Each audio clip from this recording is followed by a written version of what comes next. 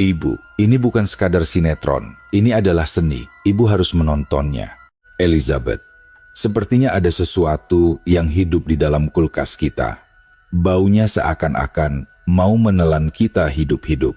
Pada titik itu, Elizabeth Warden, seorang ibu asal London, Inggris, merasakan kebingungan dan kecemasan yang luar biasa akibat obsesi putrinya yang menggebu-gebu terhadap Indonesia. Sebagai seorang penulis novel misteri klasik Inggris, Elizabeth tidak pernah membayangkan bahwa keputusan putrinya akan mengubah cara pandangnya terhadap kehidupan secara radikal. Mari kita dengarkan kisah dari Elizabeth. Namaku Elizabeth Warden, berasal dari Inggris. Sejujurnya, aku tidak pernah berpikir akan memiliki ikatan apapun dengan tempat seperti Indonesia. Aku tumbuh besar di sebuah kota kecil di pinggiran London, menghabiskan seumur hidupku dengan aroma teh seduh dan kue scones, serta menjalani kehidupan normal sebagai keluarga kelas menengah. Suamiku, John, bekerja di pemerintahan, dan aku adalah seorang novelis. Kami memiliki seorang putri bernama Sophie. Dulu, ia adalah tipikal remaja perempuan Inggris. Ia menyukai scones saat jamuan teh sore dan senang berjalan-jalan di taman bersama anjing kami setiap akhir pekan. Namun, semuanya berubah saat Sophie masuk SMA. Suatu sore, saat aku sedang bekerja di ruang studiku, aku mendengar alunan musik yang asing dari ruang keluarga. Aku keluar dan melihat Sophie sedang menatap layar laptopnya dengan senyum yang tak biasa. Tayangan di layarnya adalah sebuah sinetron drama romantis remaja yang sama sekali tidak kupahami dan para aktornya berbicara dalam bahasa yang tak kukenal. Sophie, tontonan apa itu? Tanyaku penasaran. Ia bahkan tidak menoleh kepadaku dan menjawab, "Ibu, ini sinetron Indonesia. Ceritanya sangat bagus." Saat itu, pengetahuanku tentang Indonesia sangat minim. Yang kutahu hanyalah itu adalah sebuah negara kepulauan besar di Asia Tenggara, terkenal dengan Bali. Selebihnya, aku buta sama sekali. "Benarkah sebagus itu?" tanyaku tanpa minat. Sophie menoleh dan matanya memancarkan binar antusiasme yang belum pernah kulihat sebelumnya. "Ibu, ini bukan sekadar sinetron. Ini adalah seni. Ibu harus menontonnya." Aku hanya tersenyum maklum dan mengabaikannya. Lagi pula, remaja memang mudah terobsesi pada hal-hal baru. Kukira ia akan melupakannya dalam beberapa minggu. Namun, aku salah besar. Dalam bulan-bulan berikutnya, berbagai poster mulai memenuhi dinding kamar Sophie. Foto-foto penyanyi pop dan aktor Indonesia yang sama sekali tidak kukenal. Ia mulai mendengarkan musik pop Indonesia atau I-pop. Nama-nama seperti Sheila on 7 dan Tulus menjadi kata-kata yang selalu keluar dari mulutnya. Ia juga mulai mempelajari budaya Indonesia. Ia bercerita dengan menggebu-gebu tentang es campur, kue nastar, dan hiruk-pikuk bajaj di jalanan. Suatu hari, ia tiba-tiba mengumumkan bahwa ia ingin belajar memasak makanan Indonesia. Pada Sabtu pagi, Sophie bergegas masuk ke dapur membawa kantong belanjaan besar berisi bahan-bahan. "Ibu, aku akan memasak rendang daging hari ini." "Rendang apa? Aku tidak punya ide apa itu." "Rendang. Itu masakan paling ikonik dan lezat dari Indonesia." Katanya seolah-olah itu adalah fakta dunia yang seharusnya sudah ku ketahui. Aku mengawasinya mengeluarkan daging sapi, santan kelapa pekat, bawang merah, bawang putih, lengkuas, serai, dan daun jeruk purut. Bahan-bahan yang tidak pernah kugunakan sehari-hari. Aku mulai khawatir. "Sophie, kau yakin tahu cara memasaknya?" "Tentu saja. Aku sudah menonton banyak tutorial di internet," jawabnya dengan penuh percaya diri. Hari itu, dapur kami berubah layaknya medan perang. Kulit bawang berserakan, dan aroma rempah-rempah yang direbus bersama santan sangat kuat dan menyengat. Seluruh rumah dipenuhi aroma eksotis yang belum pernah kuhirup seumur hidupku. John keluar dari ruang kerjanya, mengerutkan kening dan bertanya, "Elizabeth, bau apa ini? Apa rumah kita terbakar?" "Tidak," jawabku lelah. "Sophie sedang memasak makanan Indonesia." John menatap putri kami yang sibuk mengaduk wajan besar di dapur, menggelengkan kepala, dan bergumam sambil kembali ke ruangannya. Anak ini semakin aneh saja.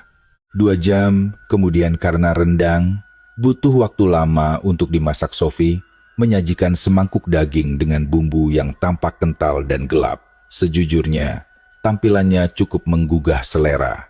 Daging sapi itu berbalut bumbu rempah pekat, disajikan dengan nasi putih hangat.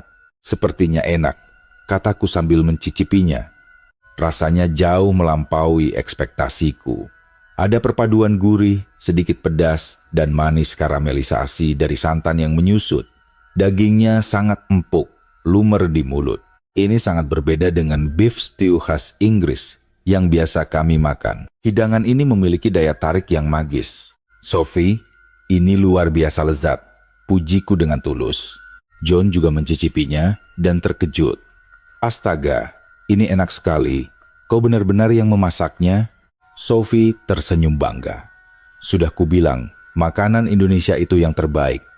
Sejak saat itu, lebih banyak makanan Indonesia muncul di meja makan kami. Sophie memasak nasi goreng, sate ayam, hingga soto. Semuanya mengejutkan lidah kami. Namun di saat yang sama, kulkas kami mulai dipenuhi dengan bumbu dan bahan makanan fermentasi yang aneh. Beberapa baunya benar-benar butuh adaptasi keras. Suatu pagi, John membuka kulkas untuk mengambil susu. Ia tiba-tiba melompat mundur 3 langkah, wajahnya pucat pasi. Elizabeth, sepertinya ada sesuatu yang hidup di dalam kulkas. Baunya seakan-akan mau menelan kita.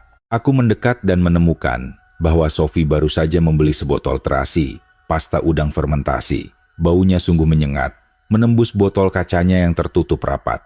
Sophie mendengar keluhan John dan tertawa terbahak-bahak. Ayah, itu terasi, bumbu klasik Indonesia. Memang bau, tapi kalau sudah dijadikan sambal, rasanya luar biasa.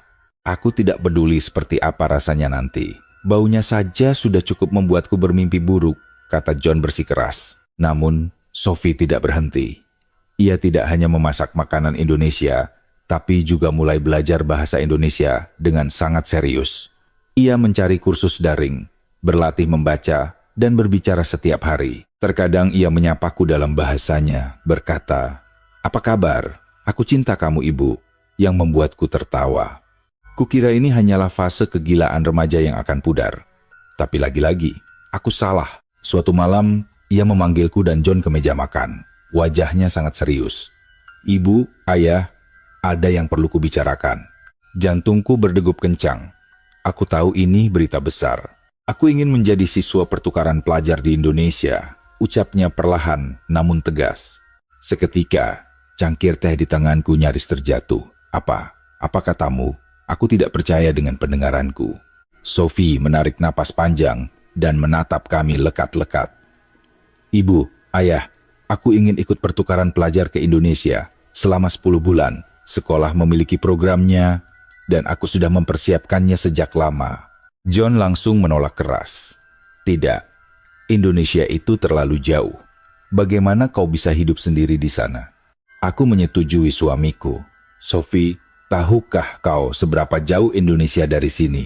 Ini bukan seperti liburan musim panas ke Prancis atau Jerman."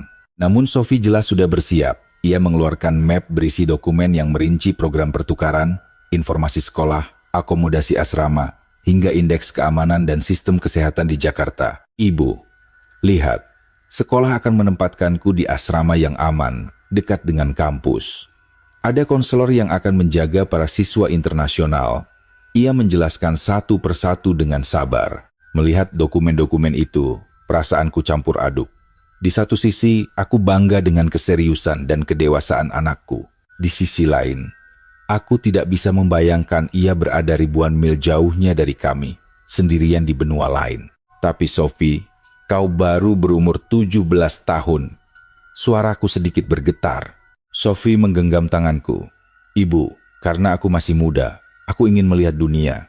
Aku tahu kalian khawatir, tapi ini sangat berarti bagiku." Bulan-bulan berikutnya, rumah kami dipenuhi dengan perdebatan.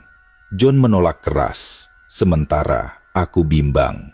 Namun, Sophie menunjukkan tekad yang tak tergoyahkan. Setiap hari ia membagikan informasi tentang Indonesia, menjelaskan mengapa ia sangat ingin ke sana. "Ibu, orang Indonesia dikenal sebagai salah satu bangsa paling ramah di dunia. Budaya mereka mencampurkan tradisi kuno dengan dinamika kehidupan modern. Aku ingin merasakan kehidupan seperti itu." Matanya memancarkan kerinduan, sebuah kerinduan yang mengingatkanku pada masa mudaku sendiri Saat aku bersikeras pindah ke London untuk mengejar mimpiku menjadi penulis, yang akhirnya didukung oleh orang tuaku. Suatu malam, saat aku dan John berbaring di tempat tidur, kami membicarakannya. "Elizabeth, apa kau benar-benar akan membiarkannya pergi?" tanya John. Aku terdiam lama sebelum menjawab. "John, apa kau ingat mimpi-mimpi kita saat kita masih muda? Jika orang tua kita menghentikan kita dulu, akan jadi apa kita sekarang?" John menghela napas. "Aku mengerti maksudmu, tapi dia putri kita. Bagaimana aku bisa tenang?" "Aku juga tidak tenang. Tapi jika kita tidak mengizinkannya, dia mungkin akan membenci kita seumur hidupnya," jawabku. Pada akhirnya, kami setuju. Saat Sophie mendengar berita itu, ia melompat kegirangan dan memeluk kami erat-erat. "Terima kasih. Aku berjanji akan menjaga diri dan menelepon kalian setiap hari." Melihat putriku yang begitu bahagia, perasaanku tak menentu. Aku tahu ini adalah bagian dari pertumbuhannya, tapi sebagai seorang ibu, sangat sulit untuk melepaskannya. Bulan-bulan berikutnya, Sophie sibuk bersiap, mengurus visa, memesan tiket, mengepak barang. Ia penuh harap, aku penuh kecemasan. Hari keberangkatan pun tiba. Kami bertiga berkendara menuju Bandara Heathrow. Sepanjang jalan, aku menggenggam tangan Sophie erat-erat, berharap waktu berhenti berdetak. Di counter check-in, Sophie menoleh dan memelukku. "Ibu, jangan khawatir. Aku akan cepat beradaptasi." Aku menahan air mata dan mengangguk. "Ingat, telepon kami setiap hari. Hubungi kami jika ada masalah sekecil apapun." Mata John juga memerah. "Sophie, ayah percaya padamu. Jaga dirimu baik-baik." Sophie mengangguk, mendorong koper besarnya, dan berjalan menuju pemeriksaan keamanan. Sebelum masuk, ia menoleh dan melambaikan tangan dengan senyum lebar. Aku menatap punggungnya sampai ia menghilang di tengah keramaian. Saat itulah air mataku akhirnya tumpah. John merangkul bahuku. "Dia sudah besar, Elizabeth. Kita harus belajar melepaskannya." Perjalanan pulang terasa sangat sunyi. Aku menatap pemandangan dari balik jendela mobil, dan hatiku terasa kosong. Hari-hari berikutnya, rumah terasa mati. Tidak ada lagi alunan iPop dari kamarnya.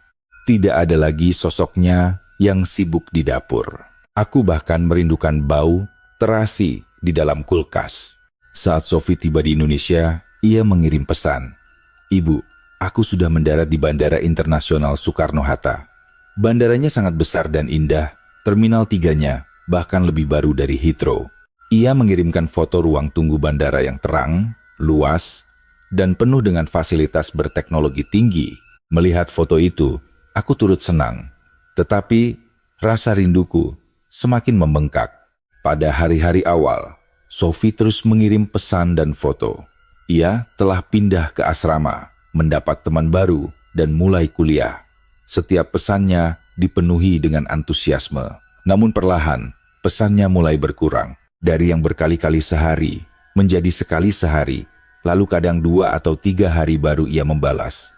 Aku tahu ia mungkin sibuk menyesuaikan diri, tapi aku tak bisa menahan rasa khawatir. Suatu hari, aku menunggu seharian penuh, tapi tidak ada pesan darinya. Aku tidak tahan lagi dan meneleponnya. Butuh waktu lama sampai ia mengangkatnya, dan terdengar suara sangat bising di latar belakang. "Sophie, kau di mana?" tanyaku panik. "Ibu, maaf, aku sedang di mall. Ramai sekali orang di sini.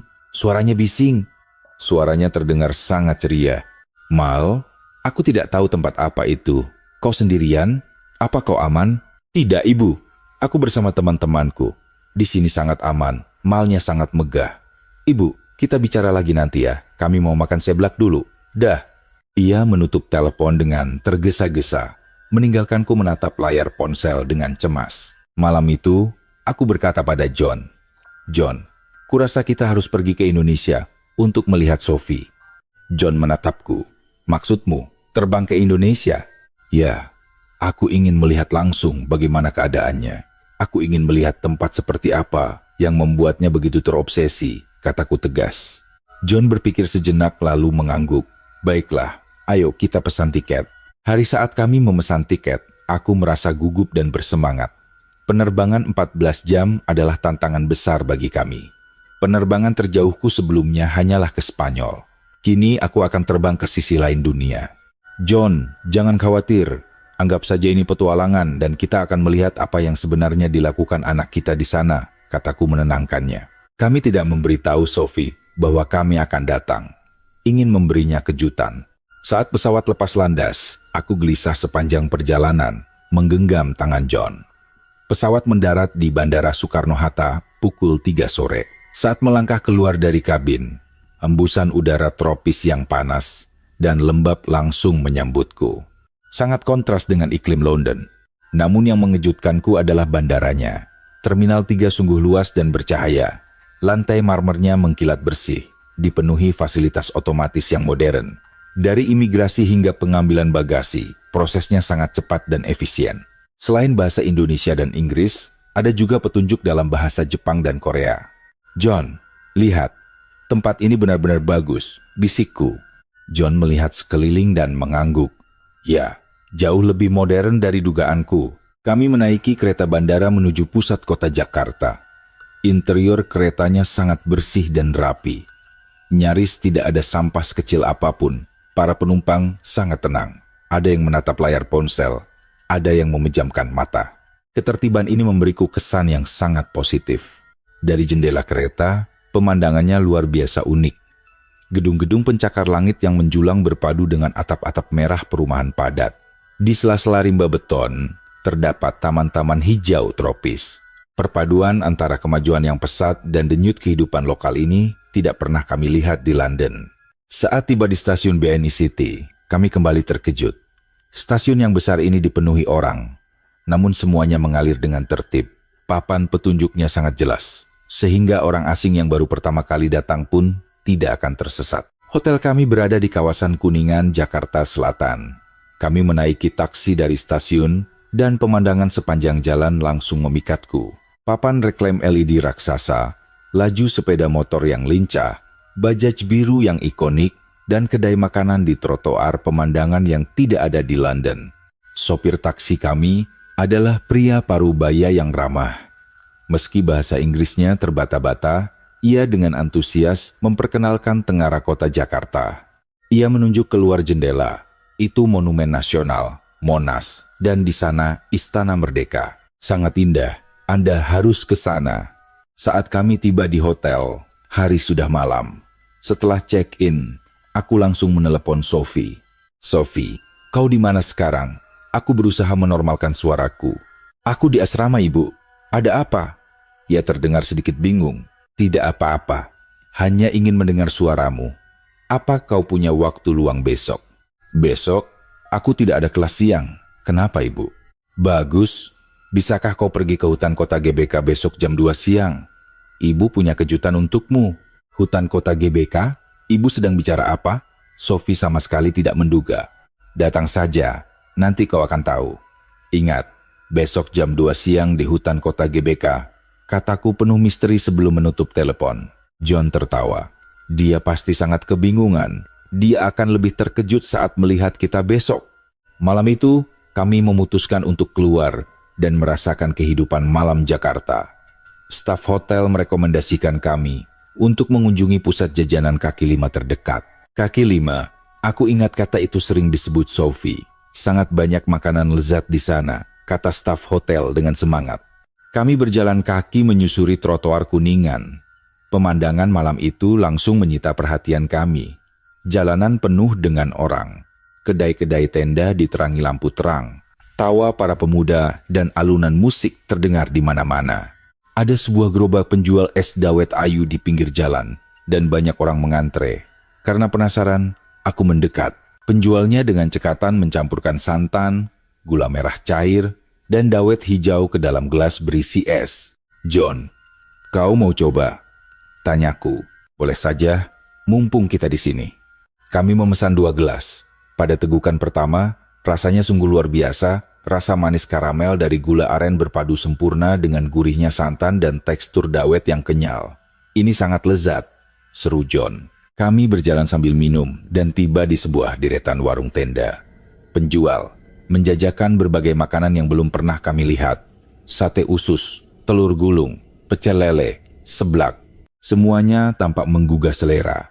tapi kami tidak berani langsung mencoba makanan yang terlalu ekstrem. Elizabeth, lihat itu. Tunjuk John pada sebuah panggangan besar. Itu adalah pedagang set kumi bakar. Penjualnya sedang mengoleskan bumbu kental pada cumi-cumi raksasa menggunakan kuas. Aromanya sangat harum hingga perut kami berbunyi. Penjual itu dengan antusias mengundang kami. "Ayo dicoba, mister. Sangat enak," katanya dengan bahasa Inggris seadanya. Kami memesan 1 porsi. Gigitan pertama langsung membuat kami takjub. Kesegaran makanan laut berpadu dengan tekstur kenyal, ditambah bumbu olesan yang manis, gurih, dan sedikit pedas. Luar biasa, puji John sambil mengacungkan jempol. Kami menghabiskan lebih dari 1 jam di kawasan kaki 5 itu mencoba beberapa camilan. Meski ada yang teksturnya belum terbiasa di lidah kami, sebagian besar rasanya sangat mengejutkan. Tapi yang paling membuat kami tersentuh adalah keramahan orang Indonesia. Meskipun ada kendala bahasa, para pedagang dengan sabar menjelaskan makanan mereka kepada kami. Kembali di hotel, aku berbaring memikirkan pengalaman malam ini. "John, sepertinya aku mulai mengerti mengapa Sophie sangat menyukai tempat ini," kataku. "Ya, tempat ini memiliki daya pikat magisnya sendiri," balas John. Malam itu, aku tidur nyenyak. Mimpiku dipenuhi pemandangan warna-warni kota ini. Keesokan harinya, kami tiba lebih awal di hutan kota GBK. Tepat pukul 2 siang, Sophie muncul. Ia mengenakan pakaian kasual dan ransel, tampak bingung melihat sekeliling. Saat ia melihatku dan John, langkahnya terhenti, matanya membelalak tak percaya. Kejutan. Aku membuka kedua lenganku dan berjalan ke arahnya. "Ibu, ayah, bagaimana kalian bisa ada di sini?" Sophie masih syok. "Kami merindukanmu, jadi kami terbang untuk menemuimu." Aku memeluknya erat. Mata Sophie berkaca-kaca. "Kalian benar-benar datang. Kukira aku sedang bermimpi." John ikut memeluk kami berdua. "Anak nakal, bagaimana mungkin kami tidak datang menjengukmu?"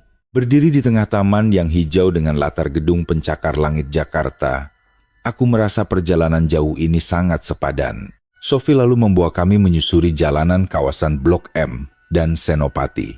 Sangat berbeda dengan jalan protokol semalam. Jalan-jalan ini dipenuhi deretan kafe unik, kedai kopi, dan butik lokal. Masing-masing memiliki gayanya sendiri. "Ibu, ayah, kapan kalian memutuskan untuk datang?" tanya Sophie yang masih setengah tak percaya. "Baru minggu lalu. Kami ingin melihat langsung kehidupanmu di sini," kataku. Air matanya kembali menggenang. "Aku benar-benar tidak menyangka kalian akan datang. Ngomong-ngomong, kalian menginap di mana? Sudah makan siang?" "Kami menginap di hotel dekat Kuningan. Tadi kami hanya makan biskuit di kamar," jawab John. "Itu tidak boleh. Kalau kalian di Jakarta, kalian harus makan makanan asli Indonesia." Sophie segera menarik tangan kami. "Aku akan membawa kalian ke tempat makan. Nasi Padang terbaik. Kita akan makan bebek goreng, cabai hijau, dan rendang." Ia membawa kami ke sebuah restoran Padang yang otentik. Tempatnya tidak terlalu besar, meja-mejanya penuh sesak dengan pelanggan. Di etalase kacanya, piring-piring berisi lauk pauk ditumpuk tinggi, memancarkan aroma rempah yang luar biasa sedap. "Udah, bebek goreng cabai hijau 2, rendang 1, pakai nasi rames ya," Sophie memesan dengan bahasa Indonesia yang sangat fasih. Aku menatapnya dengan kagum. "Sophie, bahasa Indonesiamu berkembang sangat pesat." Ia tersenyum. "Di sini sulit kalau tidak bisa bahasanya, Ibu. Dan orang Indonesia sangat suka mengajariku, jadi aku cepat belajar." Tak lama kemudian, pelayan datang membawa piring-piring kecil berisi hidangan, bebek goreng dengan kulit yang sangat crispy, diselimuti sambal cabai hijau yang wangi, potongan daging rendang yang pekat, sayur singkong, dan siraman kuah, gulai di atas nasi. Aromanya saja sudah membuat air liur menetes. Aku mencicipi bebek gorengnya. Pada detik itu juga, aku takluk pada kelezatannya. Kulitnya renyah sempurna, dagingnya sangat lembut dan gurih. Sementara sambal hijaunya memberikan sensasi pedas segar yang membakar, namun membuat ketagihan. Berbeda dari semua unggas yang pernah kumakan di London. Ya Tuhan, ini enak sekali. John makan dengan lahap, wajahnya berseri-seri. Sophie tersenyum puas. "Sudah kuduga kalian akan menyukainya. Makanan Padang adalah kebanggaan Indonesia. Kami bertiga makan dengan gembira, melupakan sejenak semua percakapan berat. Saat itu, kami hanyalah 3 orang biasa yang menikmati mahakarya kuliner. Setelah makan, Sophie membelikan kami minuman. Ini budaya unik di sini. Kalian bisa menyesuaikan level gula dan es batu untuk minuman kalian. Aku mencoba segelas es kopi susu gula aren. Pada seruputan pertama, perpaduan kopi espresso pekat dengan manisnya gula aren murni sangat menyegarkan. Berbeda total dengan budaya minum teh di Inggris. Sophie, apa kau baik-baik saja di sini? Akhirnya aku menanyakan pertanyaan terpenting itu. Sophie mengangguk, matanya berbinar. Sangat baik, Ibu. Jauh lebih baik dari bayanganku. Orang-orang di sini sangat hangat, teman-temanku menjagaku. Dan Jakarta adalah kota yang menakjubkan modern, namun kaya akan tradisi. Bagaimana dengan kuliahmu? Apakah sulit? Tanya John khawatir. Awalnya sedikit sulit karena banyak materi dalam bahasa Indonesia. Tapi perlahan aku terbiasa, dan para dosen di sini sangat membantu, jawabnya. Melihat senyum percaya diri di wajah putriku, kecemasanku memudar. Ia benar-benar telah tumbuh dewasa, mampu menghadapi tantangan baru seorang diri. Ngomong-ngomong, berapa lama kalian akan di Indonesia? Tanya Sophie. Sekitar 1 minggu. Kami ingin melihat kota ini, kampusmu, dan asramamu, kataku. Bagus. Kalau begitu aku akan jadi pemandu wisata kalian. Aku akan membawa kalian ke Museum Nasional, Kota Tua, jalan-jalan ke Bandung, dan makan di banyak tempat enak, seru Sophie bersemangat. Pada hari-hari berikutnya, Sophie benar-benar menjadi pemandu kami. Ia mengajari kami naik MRT dan Transjakarta menggunakan kartu uang elektronik e-money dan mengajak kami mencicipi beragam makanan jalanan. Pada hari ketiga, ia membawa kami ke Kota Tua Jakarta. Bangunan-bangunan kolonial Belanda bergaya Eropa lama, jalanan berlapis batu, dan halaman museum yang luas memberikan kesan sejarah yang mendalam. Gedung-gedung megah ini menyimpan jejak masa lalu kota ini yang dulu bernama Batavia. Ibu, lihat ini, Museum Fathahillah. Arsitekturnya sangat megah, bukan? Sophie menjelaskan sejarahnya dengan serius. Aku sangat kagum, benar-benar indah. Mereka menjaga warisan sejarah ini dengan sangat baik. John sibuk memotret. Ia bergumam bahwa ia akan memamerkan foto-foto meriam kuno dan arsitektur ini kepada rekan-rekannya di London. Setelah Jakarta, Sophie membawa kami ke Lembang, Bandung. Udara pegunungan yang sejuk dan hamparan kebun teh yang hijau luas memanjakan mata kami. Dari kejauhan, kami bisa melihat kemegahan kawah Gunung Tangkuban Perahu. Menatap keindahan alam ini, kontras dengan padatnya Jakarta, aku tak bisa menahan napas kagum. Sophie, kau benar-benar menyukai tempat ini, kan? Tanyaku. Ia mengangguk mantap. Aku sangat mencintai Indonesia, Ibu. Negara ini punya segalanya. Kota metropolitan yang maju, alam yang luar biasa indah, makanan lezat, dan orang-orang berhati emas. Aku merasa sangat nyaman di sini. Melihat kilau di mata anakku, aku sadar bahwa ia bukan lagi gadis kecil yang harus kami lindungi. Ia telah menemukan tempatnya dan sedang menjelajahi dunia dengan caranya sendiri. Malam itu, kembali ke hotel. John berbisik kepadaku, Elizabeth, putri kita sudah benar-benar dewasa. Aku mengangguk, merasa sedikit melankolis namun sangat bahagia. Pada hari keempat, dengan nada misterius, Sophie berkata, akan membawa kami menemui seseorang yang penting. Siapa? Tanyaku penasaran. Ibu akan tahu nanti. Senyumnya mengembang.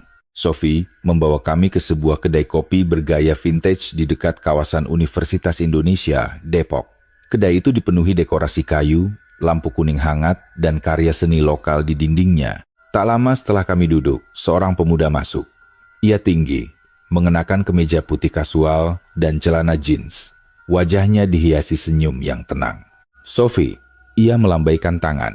Sophie berdiri dan membalas senyumnya dengan cerah.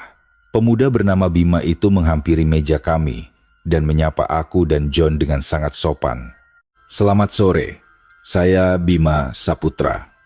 Suatu kehormatan bisa bertemu dengan orang tua Sophie. Bahasa Inggrisnya sangat fasih dengan aksen yang jernih. membuatku sedikit terkejut. "Halo Bima, saya Elizabeth, dan ini suami saya, John," jawabku ramah. Setelah kami duduk, Sophie dengan semangat memperkenalkan, "Ibu, ayah, Bima adalah sahabat terbaikku di Indonesia. Waktu aku baru datang dan masih bingung dengan segalanya, Bimalah yang banyak membantuku." Bima tersenyum rendah hati. Tidak sama sekali. Sophie terlalu merendah. Dia beradaptasi dengan sangat cepat. Saya hanya menemaninya berkeliling Jakarta saat ia baru tiba. "Bagaimana kalian bisa saling kenal?" tanya John. "Kami bertemu di acara orientasi mahasiswa internasional di kampus," jawab Bima. "Saya sangat tertarik dengan budaya Inggris, jadi saya memberanikan diri menyapa Sophie. Ternyata kami punya banyak minat yang sama, jadi kami cepat akrab. Aku memperhatikan interaksi natural mereka berdua. Ada dugaan di benakku, tapi aku tidak menyuarakannya. "Bima, terima kasih sudah menjaga Sophie," kataku dengan tulus. "Sama-sama, Nyonya Warden. Sophie adalah teman yang luar biasa. Membantunya juga membantu saya belajar banyak hal. Kami mengobrol panjang lebar, mulai dari sistem pendidikan di Indonesia hingga perbedaan budaya kedua negara.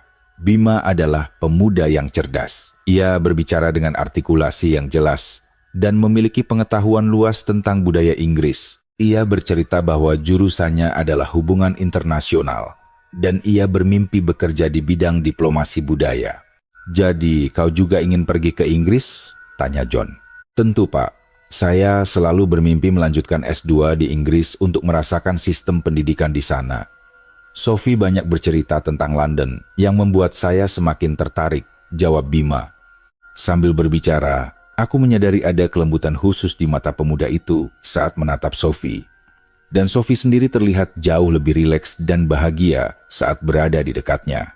Pemilik kedai kopi membawakan camilan sore untuk kami, kue nastar, kue kering isi selai nanas, kue putu, kue kukus gula merah, dan dodol. "Ini adalah jajanan manis tradisional Indonesia," jelas Bima. "Nastar adalah kue yang wajib ada saat perayaan hari besar di sini. Isinya selai nanas asli, silakan dicoba." Aku menggigit kue nastar itu. Tekstur kuenya yang bateri dan rapuh berpadu dengan manis asam selai nanas yang lumer, rasanya luar biasa lezat. "Ini sangat enak. Aku harus membelinya untuk teman-temanku di London," seruku. "Tentu. Nanti saya antar ke toko kue legendaris di Jakarta," tawar Bima dengan antusias. Kami menghabiskan 3 jam di kedai kopi itu. Bima tidak hanya menjelaskan budaya Indonesia, tapi juga membagikan cerita petualangannya bersama Sophie. Suatu hari, Sophie nekat mencoba makan durian, cerita Bima sambil tertawa. Begitu dia menggigitnya, dia langsung menyesal. Wajahnya berubah jadi hijau. Sophie cemberut, tapi ikut tertawa. "Mana ada, aku sekarang malah mulai suka durian tahu." Melihat candaan hangat mereka, aku dan John saling berpandangan dan tersenyum simpul. Saat meninggalkan kedai, Bima bersikeras menemani kami membeli nastar dan dodol. Ia membawa kami ke sebuah toko kue tua yang terkenal di kalangan penduduk lokal. Kue di toko ini adalah yang terbaik. Resepnya diwariskan turun-temurun, jelas Bima. Ia berbicara dalam bahasa Indonesia dengan pemilik toko, seorang pria tua yang ramah. Mendengar kami dari Inggris, pemilik toko bahkan memberi kami tambahan kue gratis untuk dicicipi. Bima juga merekomendasikan kopi lokal dan teh melati sebagai oleh-oleh yang pasti disukai di Inggris. Dalam perjalanan kembali ke hotel, John berbisik kepadaku. "Pemuda Bima itu, dia anak yang baik. Ya, sangat sopan dan sangat perhatian pada Sophie," balasku. "Menurutmu, apakah mereka?" John tidak menyelesaikan kalimatnya. "Entahlah. Tapi kalaupun iya, itu bukan hal buruk," senyumku. "Setidaknya kita tahu ada orang baik yang menjaganya di sini." Sebelum Sophie kembali ke asrama malam itu, aku memeluknya.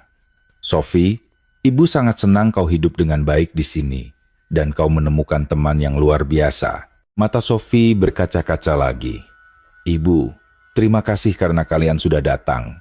Aku sangat merindukan kalian." "Kami juga. Tapi melihatmu sebahagia ini, kami bisa pulang dengan tenang," kataku. Malam itu di tempat tidur, pikiranku dipenuhi pemandangan Jakarta, makanan yang meledak di mulut, serta tawa Bima dan Sophie. Aku menyadari, keputusan Sophie untuk datang ke Indonesia adalah salah satu keputusan paling tepat dalam hidupnya. Pada pagi hari kelima, Sophie membawa kami ke sebuah tempat perbukitan yang sejuk. "Kita akan ke Puncak Bogor," katanya ceria. Tempat ini sangat terkenal untuk pelarian akhir pekan warga Jakarta. Perjalanan ke atas bukit sangat menakjubkan. Pemandangan dari kaca mobil berubah dari jalanan tol yang padat menjadi perkebunan teh hijau yang membentang seperti karpet raksasa menutupi perbukitan, berkilau di bawah sinar matahari. Hawa dingin mulai menggantikan panas kota. Di puncak, kami mampir di sebuah restoran kayu terbuka yang menghadap langsung ke lembah hijau. "Kita akan makan sop buntut," kata Sophie. Pelayan membawa sebuah mangkuk tanah liat besar di atas kompor kecil. Kuahnya mendidih, mengepulkan uap beraroma kaldu sapi yang sangat kaya akan pala, cengkeh, dan kayu manis. Potongan daging ekor sapi di dalamnya sangat besar dan empuk, lepas dari tulangnya hanya dengan sentuhan sendok. "Ini adalah masakan klasik Indonesia yang sangat menenangkan hati," puji John sambil menyeruput kuahnya. Sambil makan sop buntut, kami menikmati pemandangan kabut yang perlahan turun menyelimuti kebun teh. Keheningan alam ini memberikan kedamaian luar biasa di jiwa kami. "Sophie, kau benar-benar banyak berubah," kataku tiba-tiba. "Berubah bagaimana, Bu?" tanyanya penasaran. "Kau menjadi lebih dewasa, mandiri, dan cara pandangmu jauh lebih luas." Sophie merenung sejenak, menatap kabut. "Mungkin karena di sini aku harus menghadapi banyak hal sendirian. Dulu, naik KRL kereta komuter atau ojek saja aku gemetar, tapi perlahan aku belajar memecahkan masalah. Aku juga belajar menghargai budaya yang sangat berbeda dari kita." "Apa kau masih merindukan Inggris?" tanya John. "Tentu saja," senyum Sophie. "Aku merindukan taman di belakang rumah, ayam panggang buatan ibu, dan kabut London. Tapi bukan berarti aku tidak mencintai Indonesia. Menurutku, kedua tempat ini sama-sama indah dengan caranya masing-masing." Mendengar itu, dadaku terasa hangat. Anakku telah menjadi wanita dewasa yang mampu menyeimbangkan dan menghargai pluralisme budaya. Setelah makan, kami berjalan-jalan di pasar seni lokal. Di sebuah toko kerajinan kayu, mataku tertuju pada sebuah pahatan kayu Jepara yang sangat indah. Bentuknya adalah siluet seorang ibu yang menggandeng anak perempuannya. Keduanya tersenyum bahagia. "Berapa harganya?" tanyaku pada penjual, seorang bapak tua yang ramah. Sophie menerjemahkan, "Sekitar Rp250.000, Bu, setara dengan 13 pound sterling." Aku tidak ragu dan langsung membelinya. "Ibu akan membelinya?" tanya Sophie. "Ya, ibu akan meletakkannya di meja kerjaku di London. Dengan begini, setiap hari ibu bisa melihatnya dan mengingatmu," kataku lembut. Mata Sophie memerah. "Ibu, jangan membuatku menangis." Aku memeluknya. "Ibu hanya ingin kau tahu, dimanapun kau berada di dunia ini, ibu dan ayah akan selalu mendukungmu." Pada hari ke-6, Sophie mengajak kami melihat kampusnya di Universitas Indonesia, Depok. Kampusnya luar biasa besar, dipenuhi pepohonan rimbun bagai hutan kota dan danau-danau yang tenang. Mahasiswa bersepeda atau menaiki bus kuning kampus, Bikun. Suasana akademisnya sangat hidup dan dinamis. "Ini fakultasku." Sophie menunjuk sebuah gedung modern yang dikelilingi pohon rindang. Ruang kelasnya luas dan perpustakaannya yang dijuluki Crystal of Knowledge sangat megah dengan koleksi buku yang masif. "Lingkungan belajar yang luar biasa," puji John tulus. Siang harinya, kami makan di kantin kampus. Sophie memesan ayam penyet dengan lalapan segar. "Ini makan siang harianku," katanya tertawa. "Sangat murah, hanya Rp25.000, tidak sampai 2 pound sterling." Aku mencicipinya. Rasa pedas sambalnya membuatku berkeringat, tapi aku tidak bisa berhenti makan. "Kau benar-benar sudah menyatu dengan kehidupan di sini," gumam John takjub. Sore harinya, Bima menjemput kami. "Saya akan membawa kalian ke tempat spesial," katanya penuh teka-teki. Ia mengemudikan mobil menuju kawasan SCBD, Sudirman Central Business District, salah satu distrik bisnis termewah di Jakarta. Kami berhenti di depan Ashta Distrik 8. "Ini adalah salah satu pusat perbelanjaan paling modern di Jakarta," jelas Bima. Melihat arsitekturnya yang futuristik, kami sangat terkesan. Kami naik ke area rooftop terbuka. Dari dek observasi, cakrawala kota Jakarta terbentang sempurna. Gedung-gedung kaca pencakar langit memantulkan cahaya jingga matahari sore.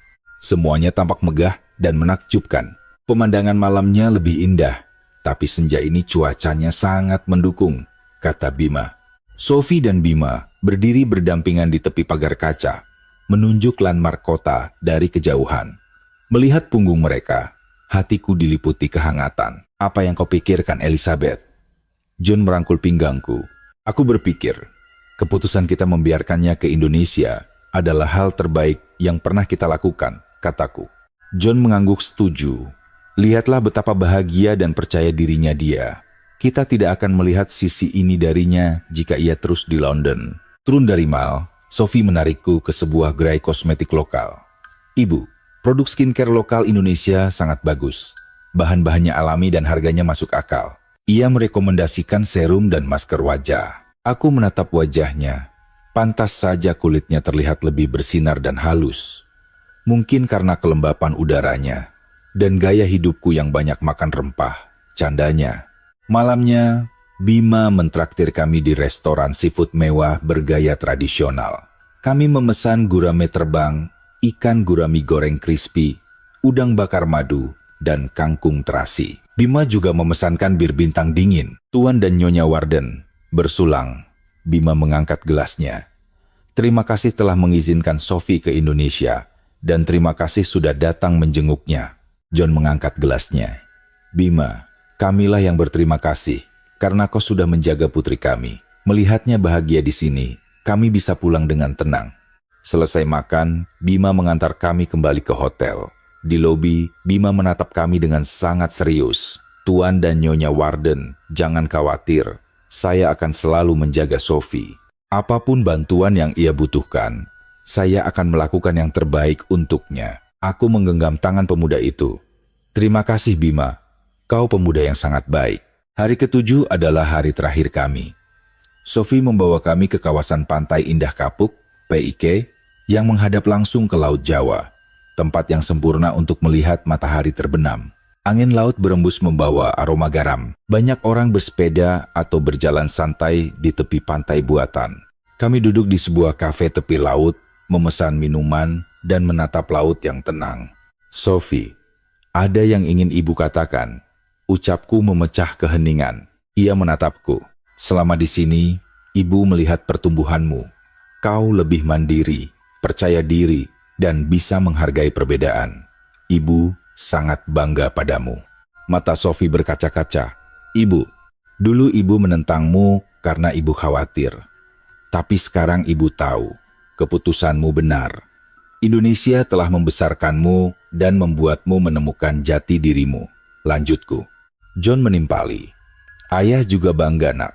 Butuh keberanian besar untuk keluar dari zona nyaman. Air mata Sophie akhirnya jatuh.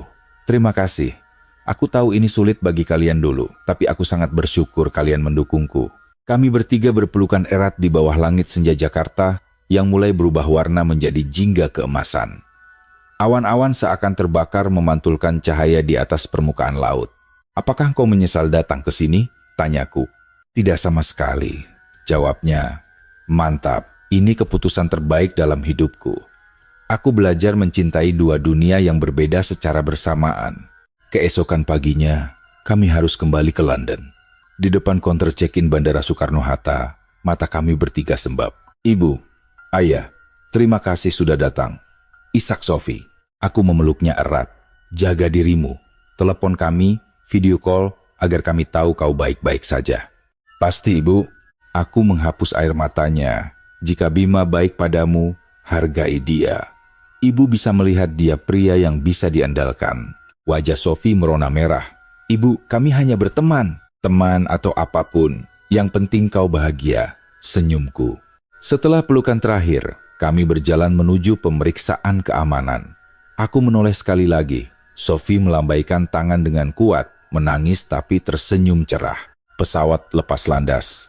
Dari jendela, kulihat daratan Indonesia perlahan mengecil. Hatiku berat meninggalkan putriku, namun jauh lebih besar rasa syukur yang kurasakan. Di pesawat, Pikiranku melayang pada hiruk-pikuk Jakarta, udara sejuk Lembang, senja di tepi laut, dan rasa rempah yang magis. Indonesia, tempat yang dulunya hanya titik kecil di peta bagiku, kini memiliki makna yang sangat mendalam.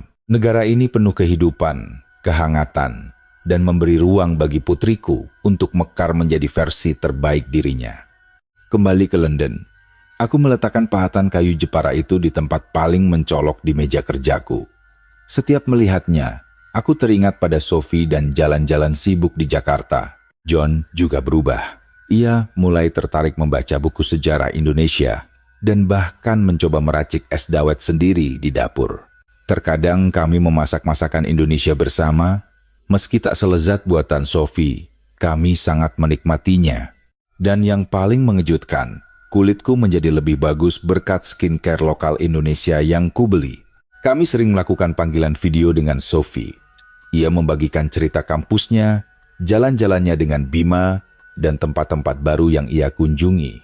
Hingga suatu hari, Sophie berkata di layar, "Ibu, ayah, aku ingin memperpanjang program pertukaranku 6 bulan lagi."